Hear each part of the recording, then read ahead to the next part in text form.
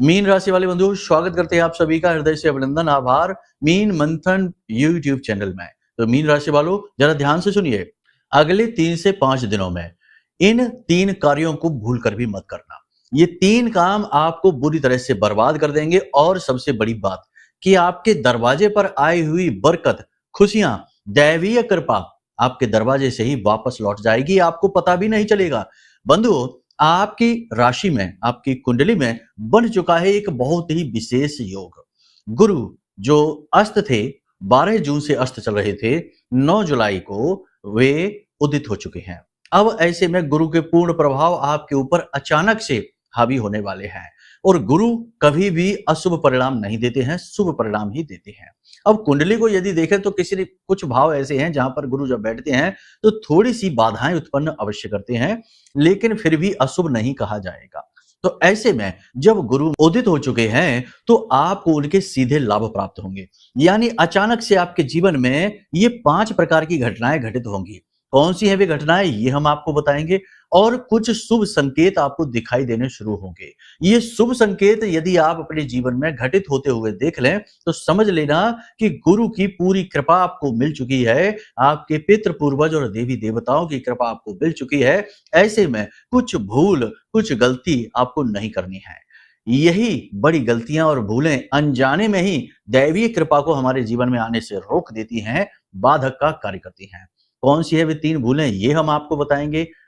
गुरु के इस विशेष परिवर्तन का कैसा लाभ, कैसे आपके ऊपर संकेत दिखेंगे, वो आपको बताएंगे।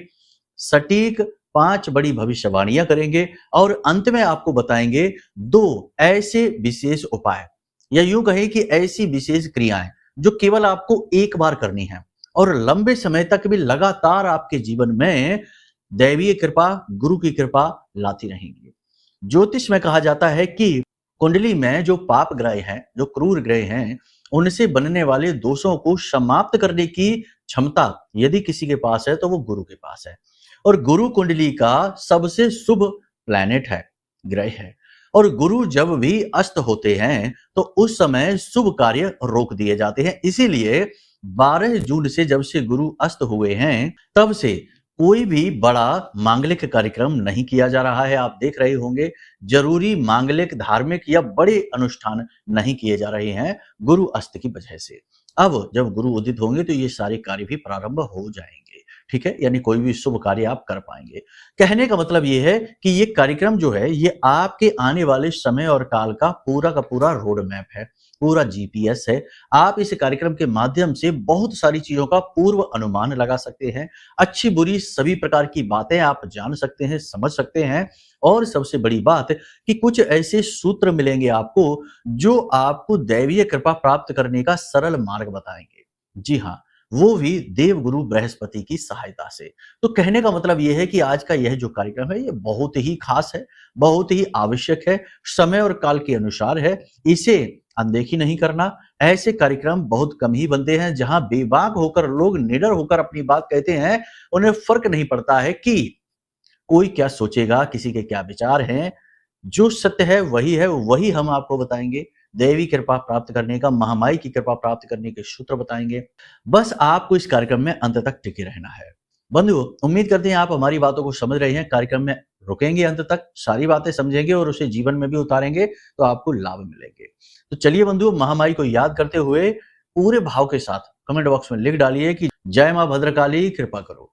महामाई ने निश्चित तौर पर आपके ऊपर कृपा की है, आपको विशेष तौर पर चुना है, तभी ये कार्यक्रम बिल्कुल समय पर आपके पास पहुंचा है। अब बस इसके ज्ञान को आपको धारण करना है, ठीक है। आपके अंदर इसकी पात्रता अवश्य ही है। यदि माई के लिए भाव मन में सचमुच में बहुत गहरा है तो कमेंट बॉक्स में ये भी लिखिए कि मैं भी माई के परिवार का हिस्सा हूं। बड़े सौभाग्य की बात है कि महामाई के परिवार का हिस्सा बनने का अवसर आपको मिल रहा है, ठीक है। तो चलिए बंधु, लिखिए, उसके बाद अब आगे बढ़ते हैं। अब ध्यान से सुनिए। प्यारे मित्रों, हमारे अत्यंत प्रिय और परम पूज्य अमिताचार्य जी के पास मां बगलामुखी और मां भद्रकाली की साधनाओं का वर्षों का अनुभव है और माता रानी की इनके ऊपर पूर्ण कृपा और सिद्धि है। आचार्य जी ने अपने सटीक कुंडली विश्लेषण और श्रेष्ठतम उपायों के माध्यम से हजारों लोगों के जीवन को खुशियों से भरा है। आचार्य जी का कुंडली विश्लेषण और उपाय करवाने का तरीका इतना अद्भुत है कि जीवन के हर एक दुख और कष्ट का कारण जड़ से ही समाप्त हो जाता है।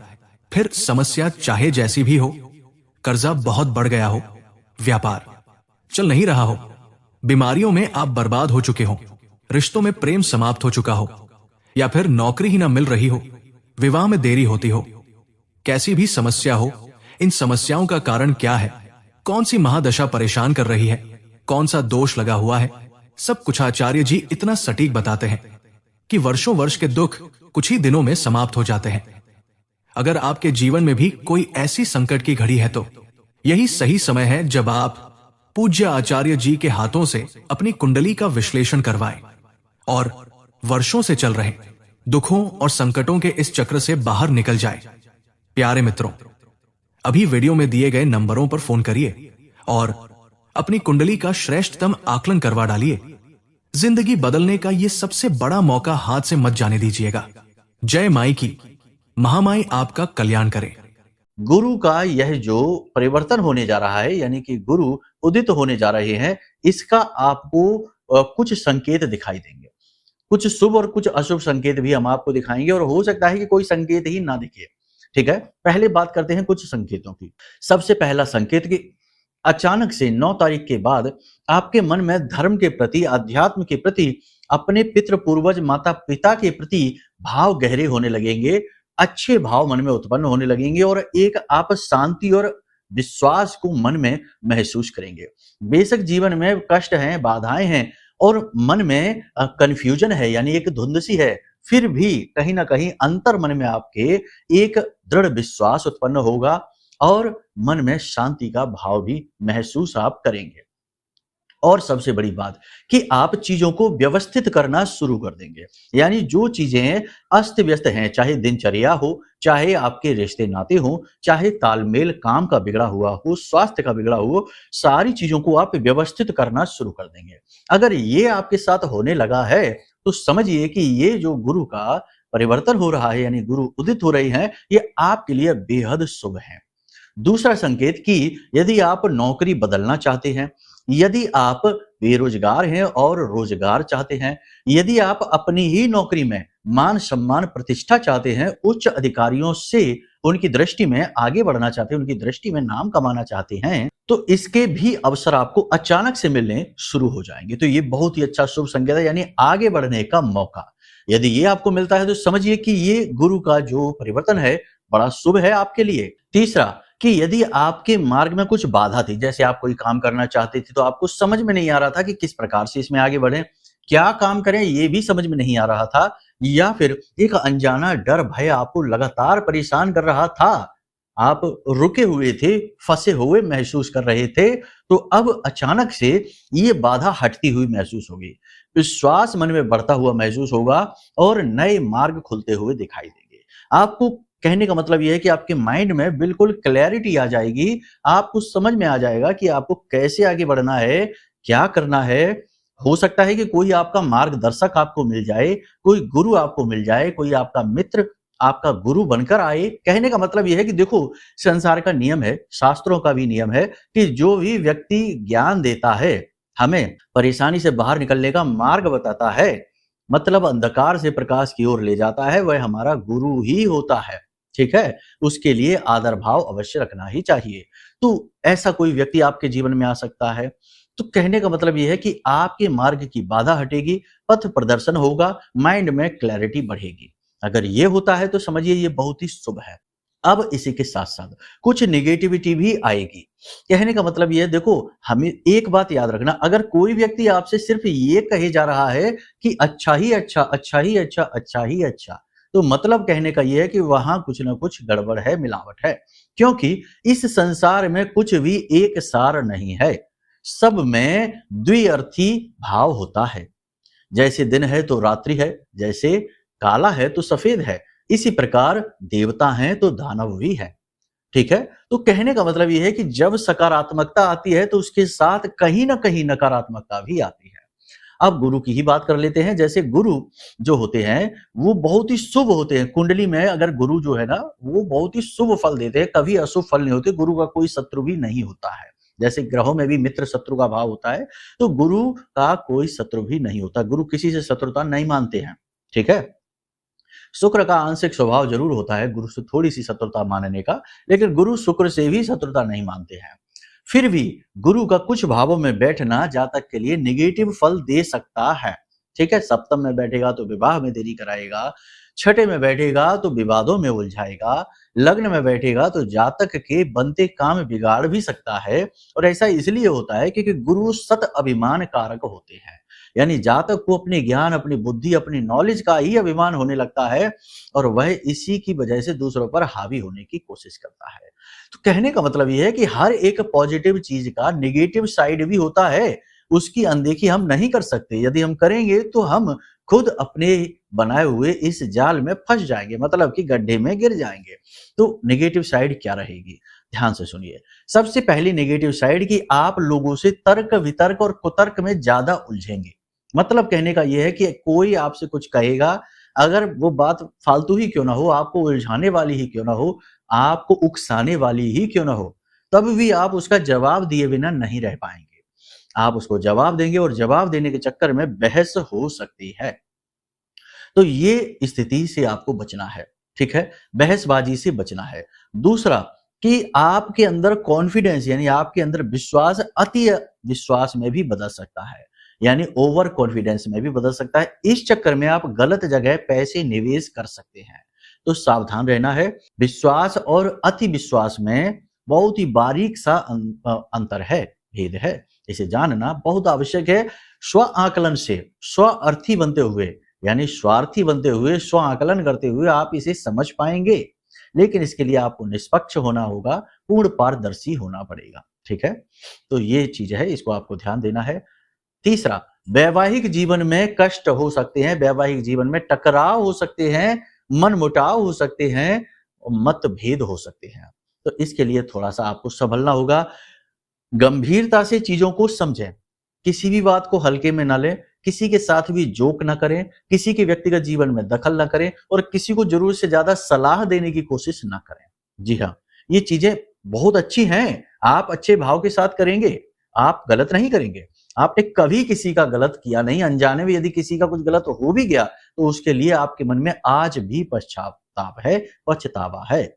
लेकिन आपके साथ अब ये होगा कि आप भले ही अच्छी नीयत के साथ किसी की मदद करने की कोशिश करेंगे, सलाह मशवरा करके आप उसे समझाने की कोशिश करेंगे, लेकिन उसका मतलब उल्टा निकलेगा। हमेशा पहले भी ऐसा हुआ है, फिर होगा, लेकिन अब इस बार ये आपके जीवन को, आपके विचारों को खराब करेगा, आपके कार्य में बाधक का कार्य करेगा। इस समय आपको जरूरत है अपने आप पर पूरा ध्यान देने की। बिल्कुल भी अपने चित्त को भटकने ना दें, दुनियादारी के चक्करों में ना पड़े। जो सही है उसे जरूर करिए। ठीक है, चाहे किसी को अच्छा लगे या ना लगे, आपको अच्छा लगता है आप उसे जरूर करिए। ठीक है।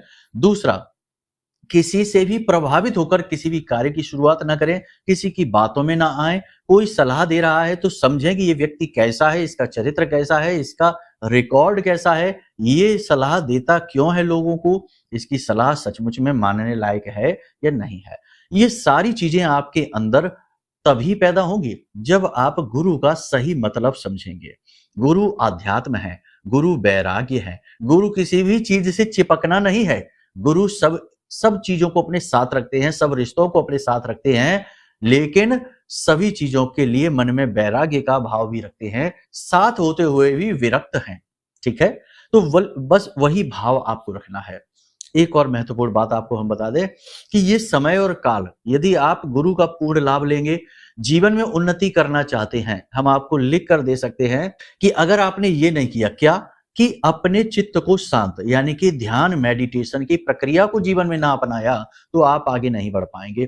कोई भी ग्रह गोचर, गुरु का ही ग्रह गोचर हो या फिर गुरु उदित ही क्यों ना हो जाए, आपको लाभ नहीं दे पाएंगे। क्योंकि देखो, सब कुछ जीवन में है, ऐसा नहीं है कि कुछ भी है नहीं।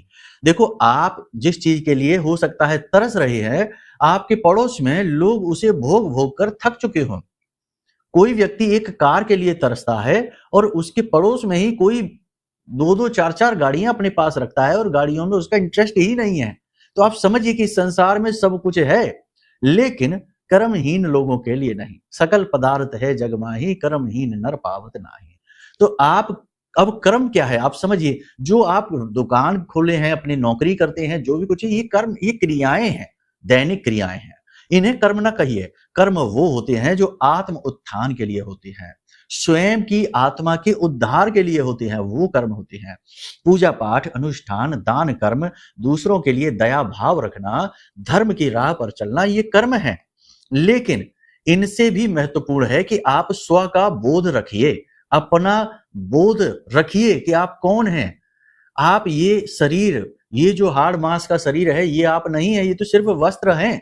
ये तो आपके अंदर जो भाव है, जो आत्मा है, जो आत्म स्वरूप है, वो तो इस वस्त्र को कभी भी बदल देगी। ठीक है? तो समझिए कि आप कौन है, यानी स्व का बोध जब तक नहीं होगा तब तक आपको कोई भी गहरी बात उस हद तक छुएगी नहीं।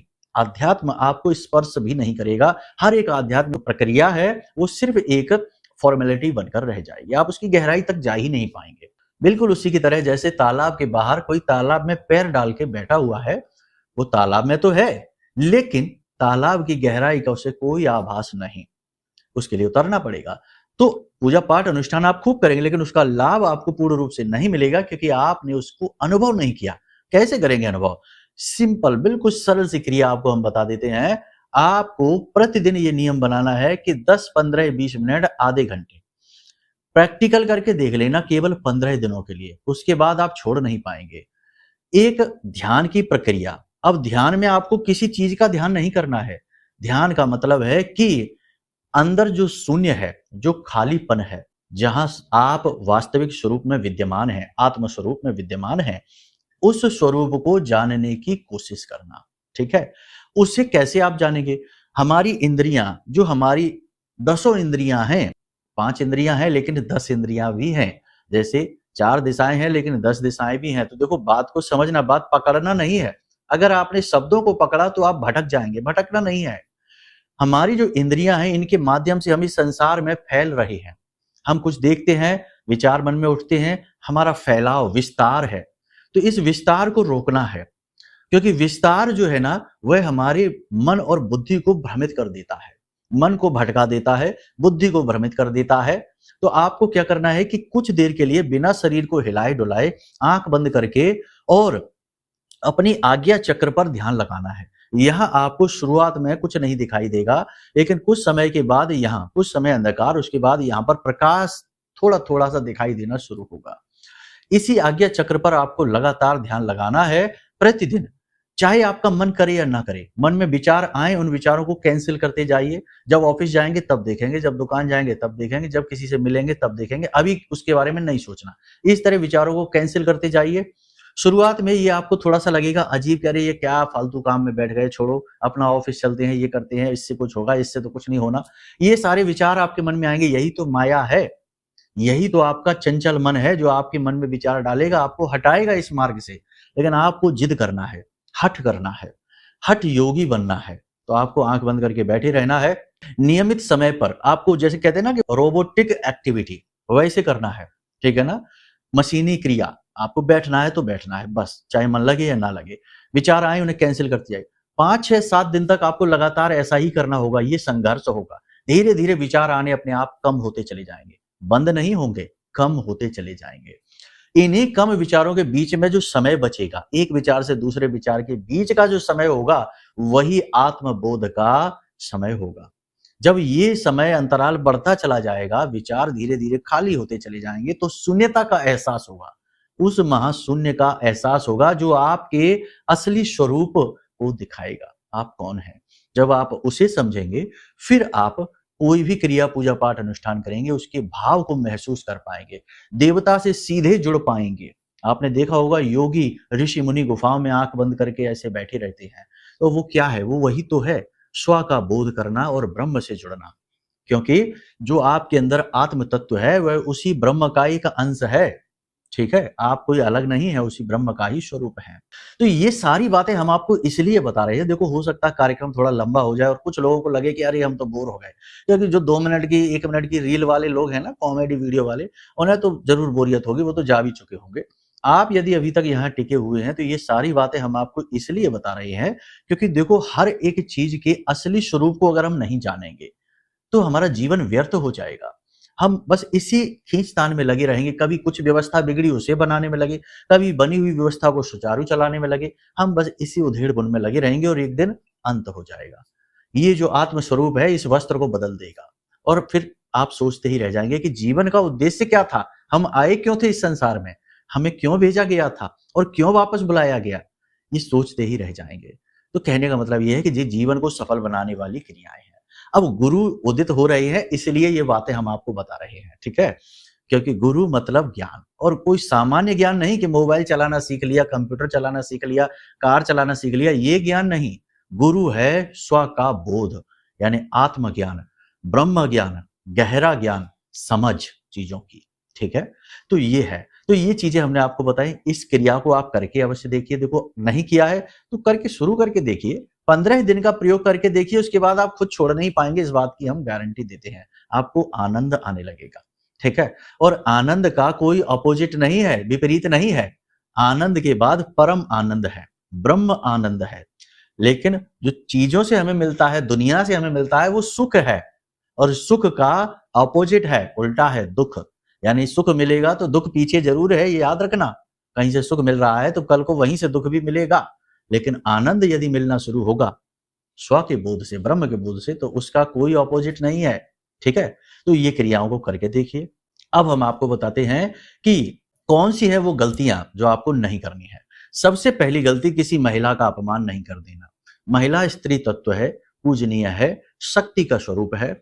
जो भी व्यक्ति महिला का अपमान करता है उसके पास देवताओं की कृपा कभी नहीं होती, किसी कीमत पर नहीं होती है। खास तौर से जो अपनी जीवन संगनी का, अपनी धर्म पत्नी का अपमान करता है। याद रखिए, देखिए, हर रिश्ते का नाम है, लेकिन जो जीवन संगनी है उसके रिश्ते के नाम के साथ धर्म लगा हुआ है। धर्म पत्नी, ठीक है ना? अर्धांगनी, आपके आधे भाग की मालकिन। तो अगर आप उनके साथ अपमान करेंगे, उनका अपमान करेंगे, उनके साथ दुर्व्यवहार करेंगे, तो आपके ऊपर कभी भी देवताओं की कृपा तो नहीं होगी, पहली चीज, ठीक है?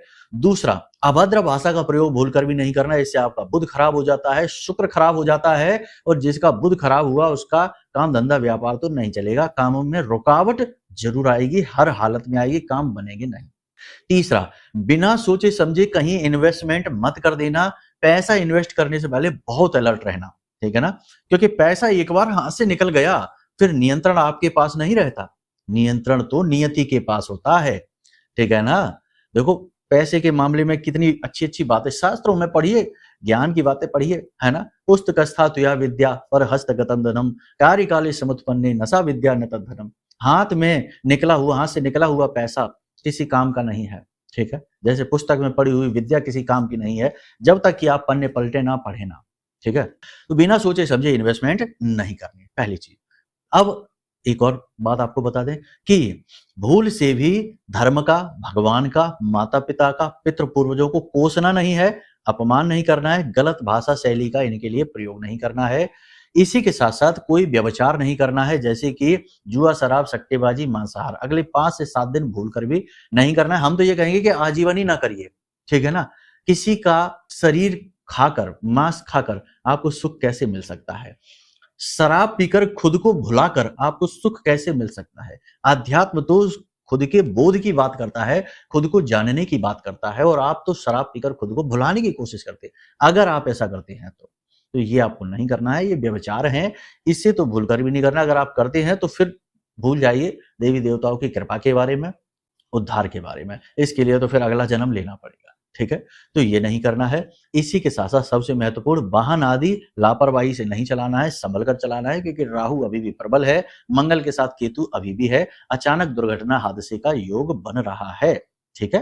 तो ये नहीं करना है आपको। इसी के साथ साथ सबसे महत्वपूर्ण हम आपको बता दें, अंतिम, ठीक है? अपने बारे में, अपने जीवन के बारे में और अपने काम के बारे में कभी बुरा नहीं सोचना है। लोग अक्सर ये भूल कर देते हैं। लोग खुद के बारे में हमेशा नकारात्मक विचार रखते हैं, नेगेटिव विचार रखते हैं। कोई कहता है हमारी तो जिंदगी ही खराब है, कोई कहता है हमें तो दुख भोगने के लिए ही ये जीवन मिला है।